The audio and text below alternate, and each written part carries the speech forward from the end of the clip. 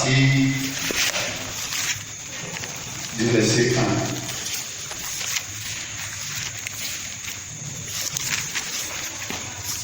La Bible dit, lorsque l'Éternel fit monter Élie au ciel, dans un tourbillon, Élie partait de Gilgal avec Élisée.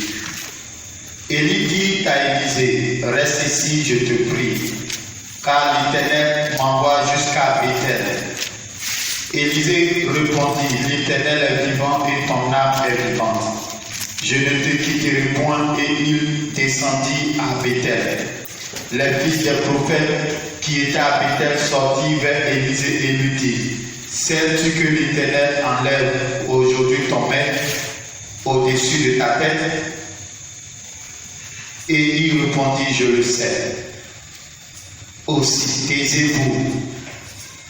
Élie lui dit, Élisée, reste ici, je te prie, car l'Éternel m'envoie à Jéricho. Il répondit, l'Éternel est vivant et ton âme est vivante. Je ne te quitterai point. Et il arrivait à Jéricho. Les fils des prophètes qui étaient à Jéricho s'approchaient d'Élisée et lui dit, sais-tu que l'Éternel enlève aujourd'hui ton maître au-dessus de ta tête? Et il répondit, je le sais aussi, taisez-vous. Élie lui dit, reste ici, je te prie, car l'Éternel m'envoie au Jourdain. Il répondit, l'Éternel est vivant et ton âme est vivante. Je ne te quitterai point. Et il poursuivit. Tous deux leur chemin, 50 hommes dans les fils des prophètes arrivaient et s'arrêtaient à distance vis-à-vis, et eux deux s'arrêtaient au bord du Jourdain. Alors Élie prit son manteau, le roula et en frappa les eaux qui se partageaient ça et là, et ils passaient tous deux à sec. Lorsqu'il eut passé, Élie dit à Élisée, demande ce que tu veux que je fasse pour toi, avant que je sois enlevé d'avec toi. Élisée répondit, qu'il y ait sur moi, je te prie, une toute portion de ton esprit. Élie dit, tu demandes une chose difficile, mais si tu me vois pendant que je serai enlevé d'avec toi, cela t'arrivera ainsi, sinon cela n'arrivera pas. Comme il continuait à marcher en parlant, voici un char de feu et des chevaux de feu les séparaient l'un de l'autre, et Élie monta au ciel dans un tourbillon. Élisée regardait et criait, mon père, char d'Israël et sa cavalerie. Et il ne le vit plus. Saisissant alors ses vêtements, il les déchira en deux morceaux et il releva le manteau qu'il avait laissé tomber. Puis il retourna et s'arrêta au bord du Jourdain. Il prit le manteau qu'Élie avait laissé tomber et il en frappa les eaux et dit, où est l'Éternel, le Dieu d'Élie? Lui aussi il frappa les eaux qui se partageaient ça et là et il passa. Les fils des prophètes qui étaient à Jéricho vis-à-vis l'ayant vu, dit, l'esprit d'Élie repose sur Élisée, et il allait à sa rencontre et se prosternait contre terre devant lui. Amen. Alléluia. C'est un texte qui est très intéressant et c'est un texte qui est d'actualité. Ce soir, si je dois donner un thème, c'est se concentrer sur Jésus-Christ ou bien se concentrer sur l'objectif. Alléluia. Voici l'histoire de deux personnes. Il s'agit d'Élie, le prophète Élie et le prophète Élisée. Le prophète Élie est le père spirituel du prophète Élisée. Alléluia. Et la Bible dit que Élie avait rempli sa mission. Et Dieu va dire à Élie que le temps est arrivé pour lui qu'il soit enlevé, qu'il quitte la terre. Alléluia. Mais avant cela, la Bible nous dit que Élisée a servi Élie pendant toute sa vie. Avant qu'Élie ne parte vers Élisée, Élisée avait un champ et Élisée avait des bœufs. Alléluia.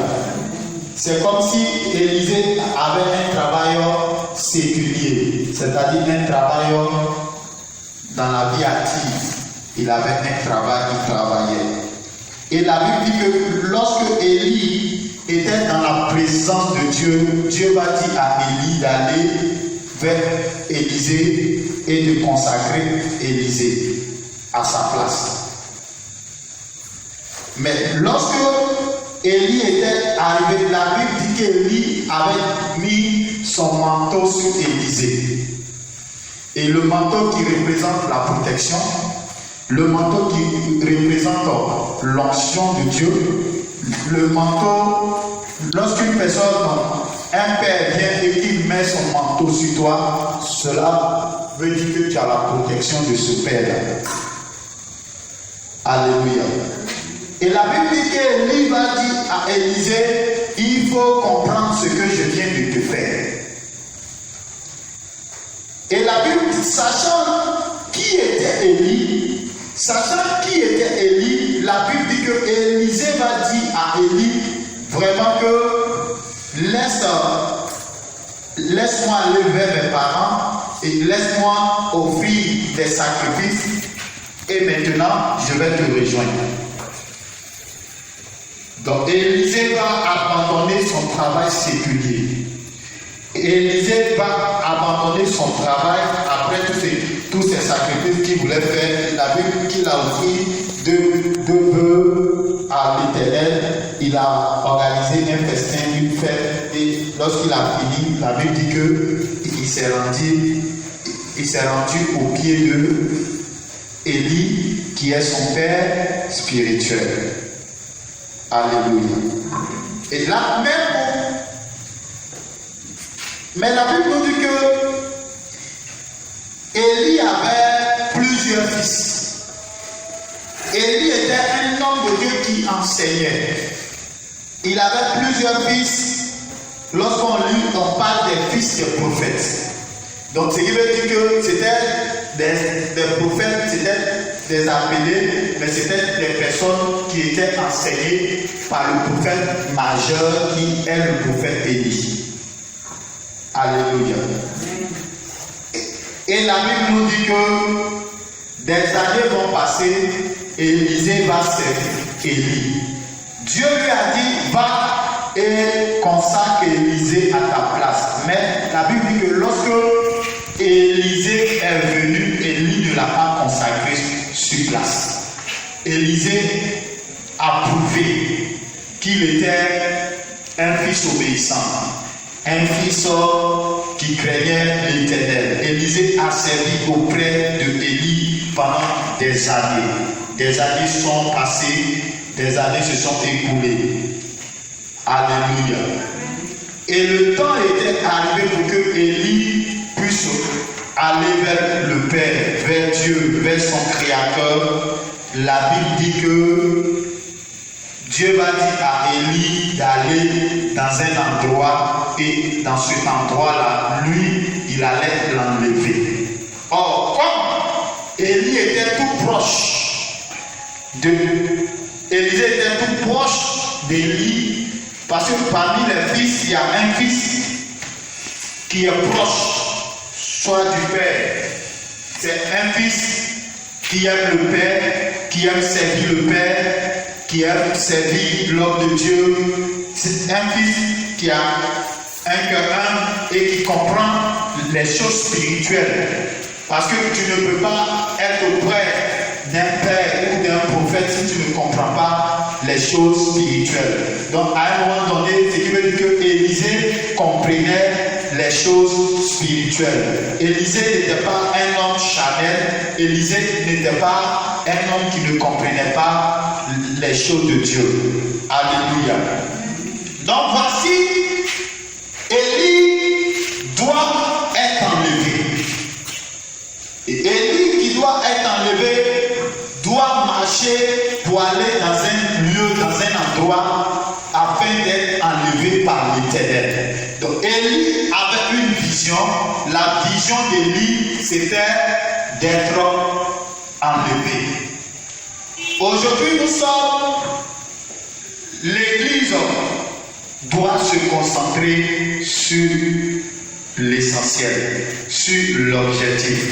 L'objectif qui est d'être en communion avec le Seigneur, qui est d'être en communion avec Jésus. Et nous voyons que plusieurs sont distraits. Plusieurs aujourd'hui sont distraits. Plusieurs enfants de Dieu sont distraits. D'autres sont distraits par les plaisirs de ce monde. D'autres sont distraits par le travail. D'autres sont distraits par les réseaux sociaux. D'autres sont distraits, ce qui fait que beaucoup ne sont pas concentrés.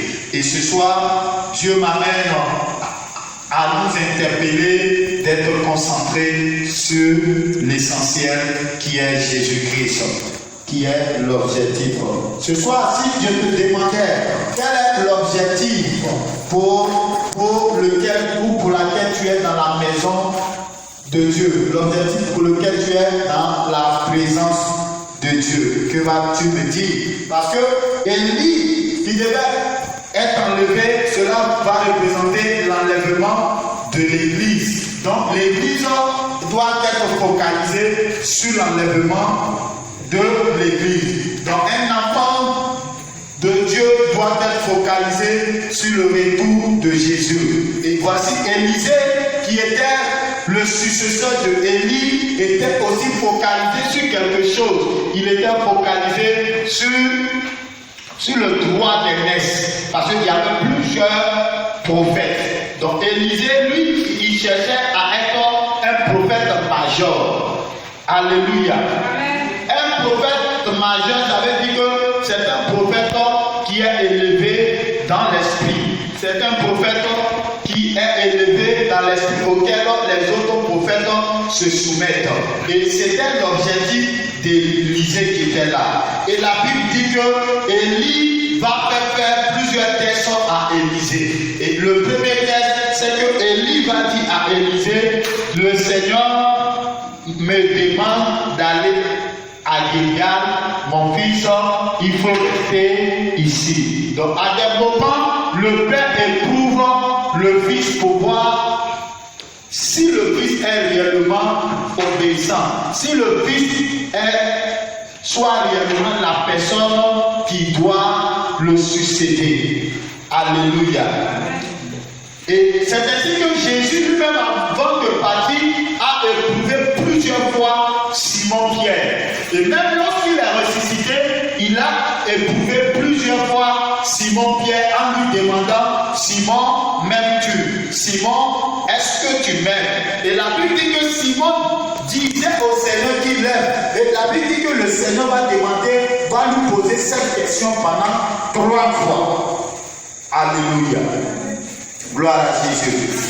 Et pour finir, pour la 3e fois, Simon-Pierre va dire à Jésus, Seigneur, tu le sais, si je t'aime, tu le sais. Et le Seigneur va lui dire, si tu m'aimes, il faut payer, il faut payer mes brebis. Alléluia. Et la Bible nous dit qu'ils vont dépasser Gilgal. Et lorsqu'ils vont dépasser Gilgal, la Bible dit que Élie va dire à Élisée, il dit, je te prie, car l'Éternel m'envoie jusqu'à Bethel. Élisée répondit, l'Éternel est vivant et ton âme est vivante. Je ne te quitterai point. Et il descendit à Bethel. Le verset 3. La Bible dit, les fils des prophètes qui étaient à Bethel sortis vers Élisée et lui dit, sais-tu que l'Éternel enlève aujourd'hui ton maître au-dessus de ta tête? Et il répondit, je le sais aussi, taisez-vous. Donc, Élie, qui était à Bethel, sortit vers Élisée et lui dit, sais-tu que l'Éternel enlève aujourd'hui ton maître au-dessus de ta tête? Et il répondit, je le sais aussi, taisez-vous. Donc, Élie, qui était à Bethel, sortit vers Élisée et lui dit, sais-tu que l'Éternel enlève aujourd'hui ton maître au-dessus de ta tête? Et il répondit, je le sais aussi, taisez-vous.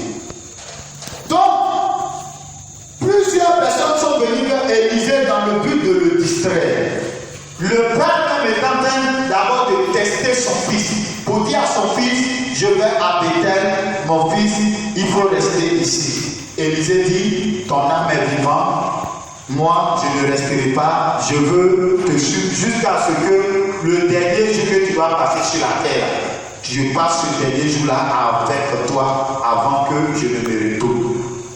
Et la Bible dit que Élisée va suivre Élie. Parce qu'Élisée avait un objectif. Son objectif, c'était de devenir le prophète major. C'était d'avoir le droit d'aînesse. Parce que dans le prophétique, il y a aussi le droit d'aînesse.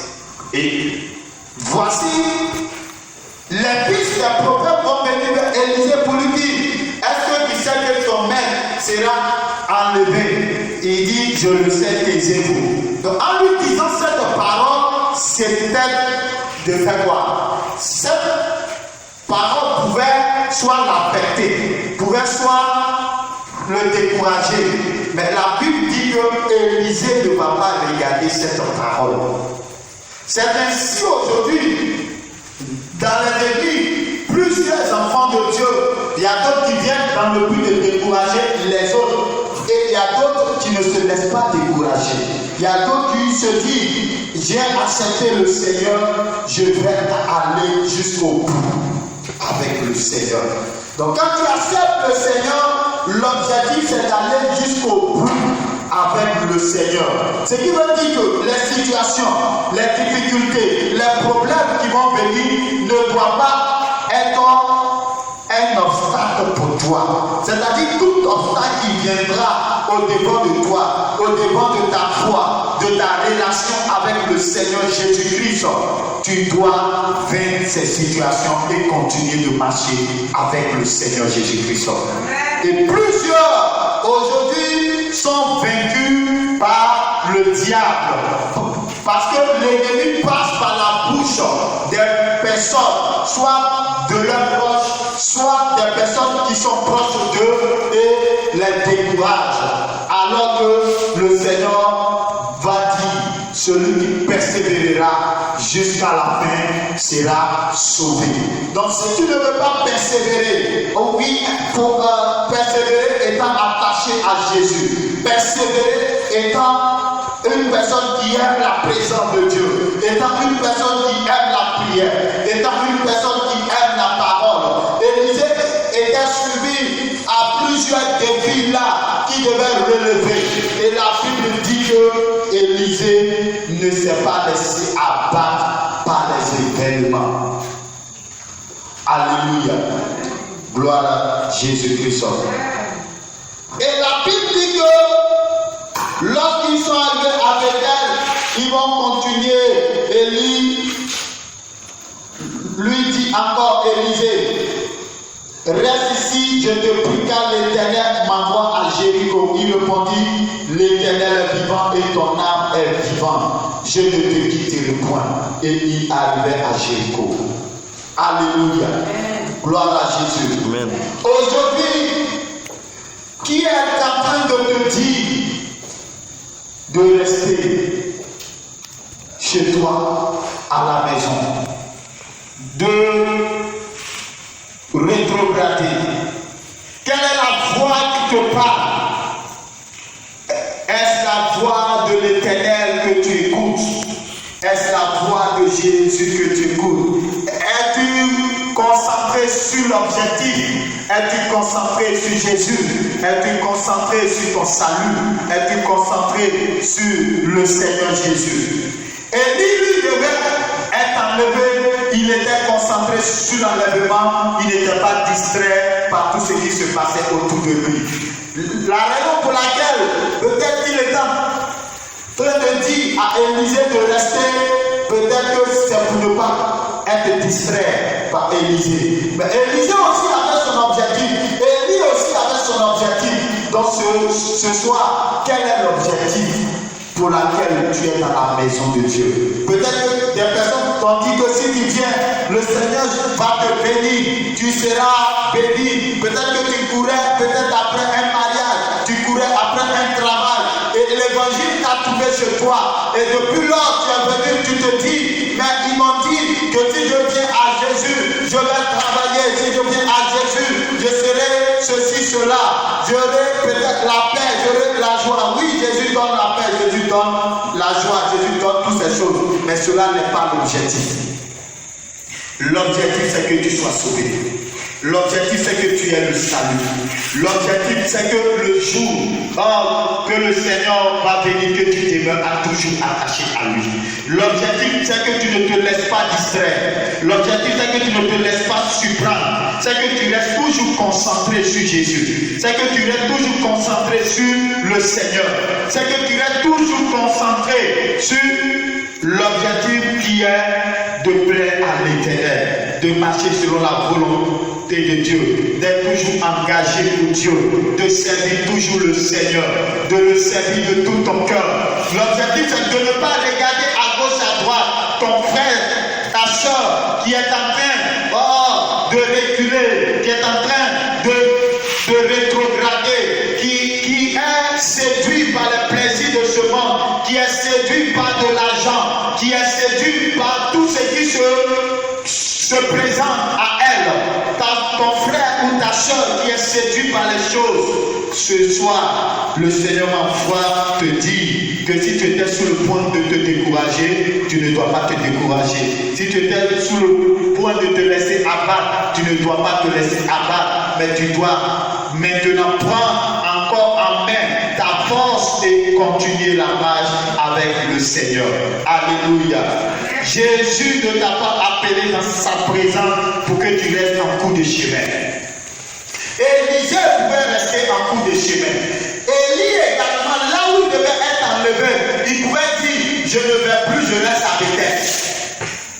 Donc, si Élie, le lieu où Dieu lui a dit que c'est dans cet endroit que je vais t'enlever, si Élie n'était pas arrivé à cet endroit, pensez-vous qu'Élie allait être enlevé par l'Éternel? Élie n'allait pas être enlevé par l'Éternel. Alléluia. Gloire à Jésus. C'est pourquoi lorsque tu viens dans la maison de Dieu, tu dois être fixé sur l'objectif. L'objectif qui est Christ, l'objectif qui est Jésus, l'objectif qui est le Seigneur. Tu dois avoir tes regards fixés sur l'objectif. Ton objectif, quel est ton objectif ce soir? Ce soir, je suis en train de te dire, ton objectif n'est pas le mariage, ton objectif n'est pas le travail, ton objectif c'est Jésus. Tu dois rester concentré sur Jésus. Tu dois rester concentré sur la parole. Tu dois rester concentré sur ce que le Seigneur t'a dit. Il t'a dit que tu es venu dans sa présence et que tu dois rester attaché à lui. Tu ne dois pas rester en bout de chemin. Tu dois aller jusque là où le Seigneur veut que tu arrives. Amen. Gloire à Jésus. Ce soir, quel est ton objectif? Quel est ton objectif?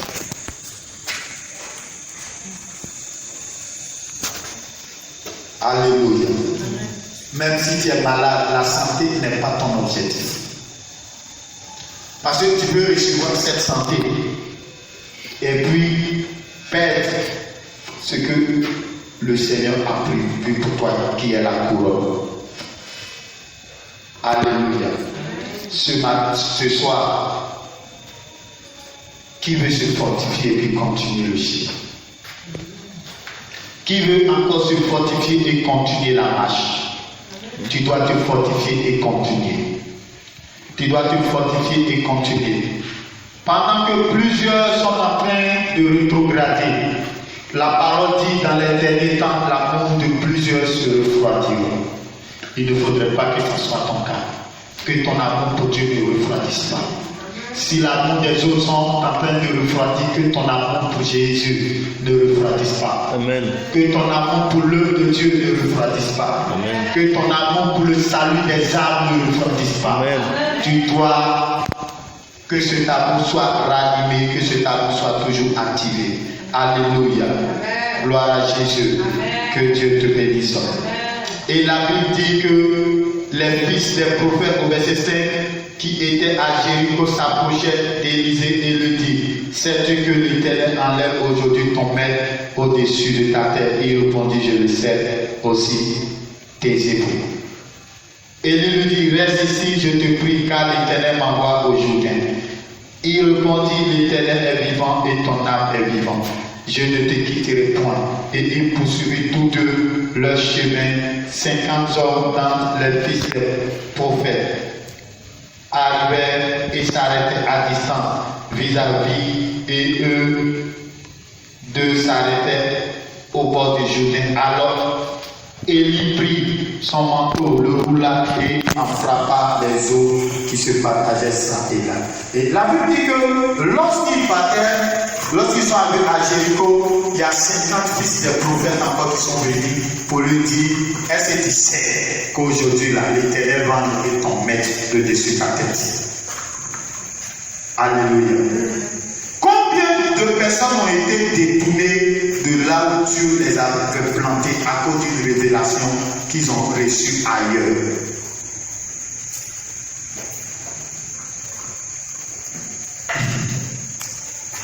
Imagine que Élisée dit, d'accord, la révélation que vous venez de me dire là, vraiment mon père spirituel même ne m'a pas dit ça. Est-ce que c'est vrai? Combien d'enfants de Dieu ont été détournés par des révélations qu'ils ont reçues soit d'une autre personne? Et des révélations qui viennent, il leur dit, est-ce que tu sais que c'est toi-même qui fais la force de l'église de ton père spirituel? Il oublie que lorsque son père spirituel est en train de commencer l'œuvre là, cet enfant-là n'était pas encore converti. C'est lui qui est parti le chercher dans la main du monde ou de l'ennemi, l'a fait sortir de la main des ténèbres et l'a mené à la lumière. Et comme eux aussi, ils veulent paraître, ils veulent qu'on dise que c'est eux, ils veulent qu'on dise que Dieu est avec eux. Donc, comme l'autre a eu révélation, et puis il est venu lui donner, ce qui veut dire que c'est que mon père spirituel ne peut pas me dire ça. C'est lui qui m'aide. Et plusieurs ont déserté des églises, aujourd'hui se sont égarés.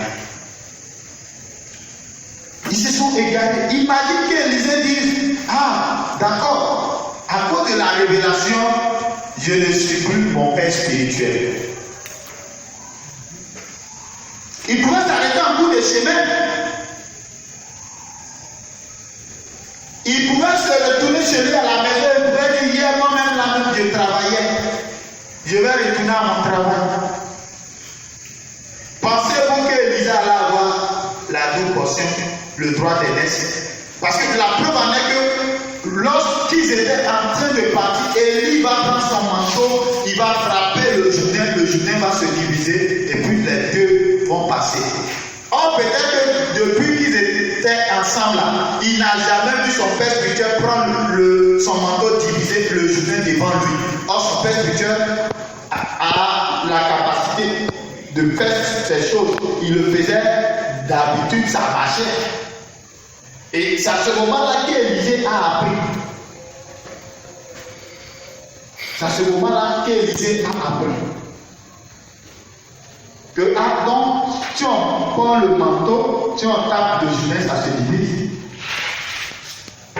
Et la Bible dit qu'ils vont continuer, ils vont traverser. Et lorsqu'ils ont fini de traverser, la Bible dit que pendant qu'ils étaient en train de continuer leur chemin, le verset 9, et lorsqu'il lui passait, il dit à Élisée, demande ce que tu veux que je fasse pour toi avant que je sois enlevé avec toi. Imagine s'il n'avait pas persévéré. Est-ce qu'il allait lui demander, demande-moi ce que tu veux?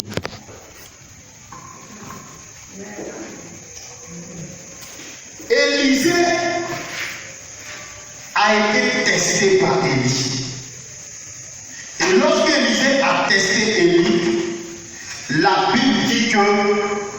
qu'il a vu en lui quelqu'un de loyal. Et comme il a vu sa loyauté, il va lui demander maintenant, mon fils, demande-moi ce que tu veux. Donc, lorsque vous allez voir des enfants, des fils spirituels qui sont qui sont dans l'église, qui sont au service de Dieu, auprès des hommes de Dieu, c'est pas parce qu'ils sont bêtes. C'est parce qu'ils ont compris quelque chose. C'est parce qu'ils sont spirituels. Et un homme spirituel va comprendre les choses spirituelles. Un homme charnel ne va pas comprendre pourquoi ce fils a fait ceci ou cette fille a fait cela. Alléluia. Et la Bible dit, Élisée maintenant va lui dire, moi aussi, je veux la double onction qui est sur toi. Ça veut dire, je veux le droit d'aînesse parmi les prophètes. Que ce soit moi qui soit le prophète major. Et il dit, mais mon fils, il demande quelque chose de difficile. Mais, si tu me vois partir, cela va t'arriver.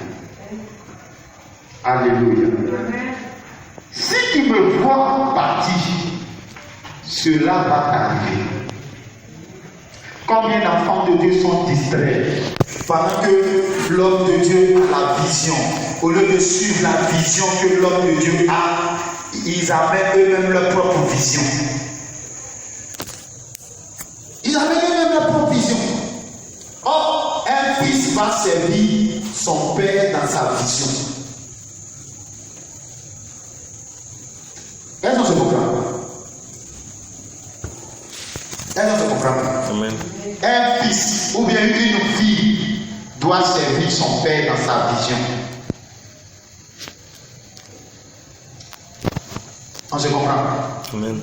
Même si la femme du pasteur ou du prophète ou de l'évangéliste avait même une vision, si elle épouse l'homme de Dieu, elle abandonne sa vision pour suivre la vision de l'homme.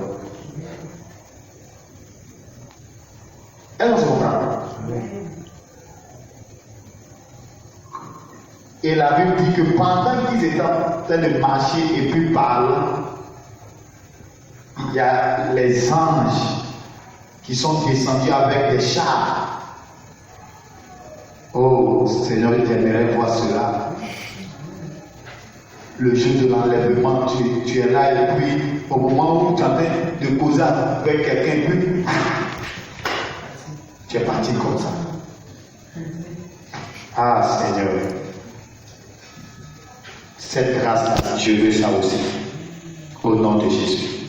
Et la Bible dit que Élie a été enlevé. Et pour prouver qu'il a vu, il a crié, il dit, mon père, charge la cavalerie d'Israël. Et la Bible dit qu'Élie va laisser tomber le manteau. Son manteau est tombé. Et quand Élisée a pris le manteau, il a déchiré le manteau en deux parce qu'il a demandé la double portion. Et en déchirant, c'est une action prophétique. Et lorsqu'il a déchiré le manteau en deux, la Bible dit que il se retournait lorsqu'il a frappé le juif. Et dans l'esprit d'Élie maintenant reposait sur Élisée. Et les fils des prophètes qui ont dit, ah, c'est que ton maître sera enlevé de dessus toi aujourd'hui. La Bible dit que ces fils des prophètes là vont courir et puis vont se prosterner devant Élisée pour dire, nous te sommes soumis parce que l'esprit d'Élie est sur toi. Alléluia. Gloire à Jésus. Donc tu veux être béni, tu dois être concentré sur l'objectif. L'objectif de gagner des âmes pour Dieu. L'objectif d'aider les nouvelles personnes qui viennent dans la présence de Dieu. L'objectif de servir l'Éternel. L'objectif d'être à ton poste. Tu dois être à ton poste parce que tu auras une récompense. Élisée a eu une récompense. Et la récompense qu'Élisée a eue là, c'est qu'il a eu l'esprit d'Élie sur lui. Il a été le prophète majeur en son temps. Et il a été le prophète qui a la voix autorisée. Et Jésus, avant de partir également, nous a dit qu'il allait venir nous prendre lorsqu'il va finir de préparer une place pour nous au ciel. Dans sa demeure, il allait venir nous prendre pour qu'on parte habiter avec lui. Alléluia. Gloire à Jésus. C'est pourquoi ce temps, tu ne dois pas rater ce moment. C'est pourquoi si tu es découragé ce soir, fortifie-toi et prends du courage et concentre-toi sur l'objectif qui est Jésus-Christ. Que le Seigneur nous bénisse et que la grâce de Dieu soit avec nous. Est-ce que tu vas acclamer Jésus?